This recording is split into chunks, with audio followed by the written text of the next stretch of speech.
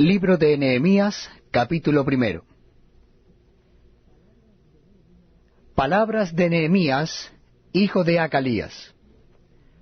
Aconteció en el mes de Quisleo, en el año 20, estando yo en Susa, capital del reino, que vino Hanani, uno de mis hermanos, con algunos varones de Judá, y les pregunté por los judíos que habían escapado, que habían quedado de la cautividad, y por Jerusalén. Y me dijeron: el remanente, los que quedaron de la cautividad, allí en la provincia, están en gran mal y afrenta, y el muro de Jerusalén derribado, y sus puertas quemadas a fuego. Cuando oí estas palabras me senté y lloré, e hice duelo por algunos días, y ayuné y oré delante del Dios de los cielos.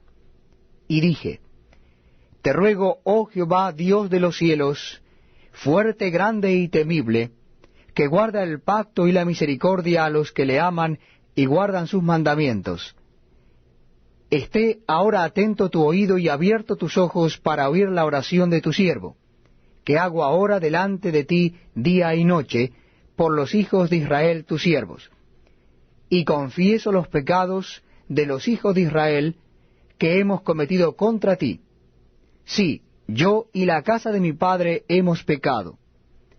En extremo nos hemos corrompido contra ti, y no hemos guardado los mandamientos, estatutos y preceptos que diste a Moisés tu siervo. Acuérdate ahora de la palabra que diste a Moisés tu siervo, diciendo: si vosotros pecareis, yo os dispersaré por los pueblos. Pero si os volviereis a mí, y guardareis mis mandamientos, y los pusiereis por obra, aunque vuestra dispersión fuere hasta el extremo de los cielos, de allí os recogeré, y os traeré al lugar que escogí para hacer habitar allí mi nombre. Ellos pues son tus siervos y tu pueblo, los cuales redimiste con tu gran poder y con tu mano poderosa. Te ruego, oh Jehová, esté ahora atento tu oído a la oración de tu siervo, y a la oración de tus siervos, quienes desean reverenciar tu nombre. Concede ahora buen éxito a tu siervo, y dale gracia delante de aquel varón, porque yo servía de copero al rey. Nehemías capítulo 2. Sucedió en el mes de Nisam, en el año 20 del rey Artajerjes, que estando ya el vino delante de él, tomé el vino y lo serví al rey. Y como yo no había estado antes triste en su presencia, me dijo el rey: ¿por qué está triste tu rostro? Pues no estás enfermo. No es esto sino quebranto de corazón. Entonces temí en gran manera, y dije al rey: para siempre viva el rey. ¿Cómo no estará triste mi rostro cuando la ciudad, casa de los sepulcros de mis padres, está desierta, y sus puertas consumidas por el fuego? Me dijo el rey: ¿qué cosa dices? Entonces oré al Dios de los cielos y dije al rey: si le place al rey y tu siervo ha hallado gracia delante de ti, envíame a Judá, a la ciudad de los sepulcros de mis padres, y la reedificaré. Entonces el rey me dijo, y la reina estaba sentada junto a él: ¿cuánto durará tu viaje, y cuándo volverás? Y agradó al rey enviarme después que yo le señalé tiempo. Además dije al rey: si le place al rey, que se me den cartas para los gobernadores al otro lado del río, para que me franqueen el paso hasta que llegue a Judá, y carta para Asaf, guarda del bosque del rey, para que me dé madera para enmaderar las puertas del palacio de la casa, y para el muro de la ciudad, y la casa en que yo estaré. Y me lo concedió el rey, según la benéfica mano de Jehová sobre mí. Vine luego a los gobernadores del otro lado del río, y les di las cartas del rey. Y el rey envió conmigo capitanes del ejército y gente de a caballo. Pero oyéndolo Sanballat horonita, y Tobías el siervo amonita, les disgustó en extremo que viniese alguno para procurar el bien de los hijos de Israel. Llegué pues a Jerusalén, y después de estar allí 3 días, me levanté de noche, yo y unos pocos varones conmigo, y no declaré a hombre alguno lo que Dios había puesto en mi corazón que hiciese en Jerusalén. Ni había cabalgadura conmigo, excepto la única en que yo cabalgaba. Y salí de noche por la puerta del valle hacia la fuente del dragón, y a la puerta del muladar, y observé los muros de Jerusalén que estaban derribados, y sus puertas que estaban consumidas por el fuego. Pasé luego a la puerta de la fuente y al estanque del rey, pero no había lugar por donde pasase la cabalgadura en que iba. Y subí de noche por el torrente y observé el muro, y di la vuelta y entré por la puerta del valle y me volví. Y no sabían los oficiales a dónde yo había ido, ni qué había hecho, ni hasta entonces lo había declarado yo a los judíos y sacerdotes, ni a los nobles y oficiales, ni a los demás que hacían la obra. Les dije pues, vosotros veis el mal en que estamos, que Jerusalén está desierta y sus puertas consumidas por el fuego. Venid y edifiquemos el muro de Jerusalén, y no estemos más en oprobio. Entonces les declaré cómo la mano de mi Dios había sido buena sobre mí, y asimismo las palabras que el rey me había dicho, y dijeron, levantémonos y edifiquemos. Así esforzaron sus manos para bien. Pero cuando lo oyeron Sanballat horonita, Tobías el siervo amonita y Gesem el árabe, hicieron escarnio de nosotros y nos despreciaron diciendo, ¿qué es esto que hacéis vosotros? ¿Os rebeláis contra el rey? Y en respuesta les dije, el Dios de los cielos, Él nos prosperará, y nosotros sus siervos nos levantaremos y edificaremos, porque vosotros no tenéis parte ni derecho ni memoria en Jerusalén. Nehemías capítulo 3. Entonces se levantó el sumo sacerdote Eliasib con sus hermanos los sacerdotes, y edificaron la puerta de las ovejas. Ellos arreglaron y levantaron sus puertas hasta la torre de Amea, y edificaron hasta la torre de Ananeel. Junto a ella edificaron los varones de Jericó, y luego edificó Sacur, hijo de Imri. Los hijos de Senaa edificaron la puerta del pescado. Ellos la enmaderaron y levantaron sus puertas con sus cerraduras y sus cerrojos. Junto a ellos restauró Meremot, hijo de Urías, hijo de Cos, y al lado de ellos restauró Mesulam, hijo de Berequías, hijo de Mesesabeel. Junto a ellos restauró Sadoc, hijo de Baana. E inmediato a ellos restauraron los tecoitas, pero sus grandes no se prestaron para ayudar a la obra de su señor. La puerta vieja fue restaurada por Joiada, hijo de Pasea, y Mesulam, hijo de Besodías. Ellos la enmaderaron y levantaron sus puertas con sus cerraduras y cerrojos. Junto a ellos restauró Melatías, Gabaonita, y Jadón, Meronotita, varones de Gabaón y de Mispa, que estaban bajo el dominio del gobernador del otro lado del río. Junto a ellos restauró Uziel, hijo de Araía, de los plateros, junto al cual restauró también Ananías, hijo de un perfumero. Así dejaron reparada a Jerusalén hasta el muro ancho. Junto a ellos restauró también Refaías, hijo de Ur, gobernador de la mitad de la región de Jerusalén. Asimismo restauró junto a ellos y frente a su casa Jedaías, hijo de Arumaf, y junto a él restauró Atus, hijo de Asabnías. Malquías, hijo de Arim, y Asub, hijo de Paat Moab, restauraron otro tramo y la torre de los hornos. Junto a ellos restauró Salum, hijo de Aloes, gobernador de la mitad de la región de Jerusalén, él con sus hijas. La puerta del valle la restauró Anún con los moradores de Zanoa. Ellos la reedificaron y levantaron sus puertas con sus cerraduras y sus cerrojos, y 1000 codos del muro hasta la puerta del muladar.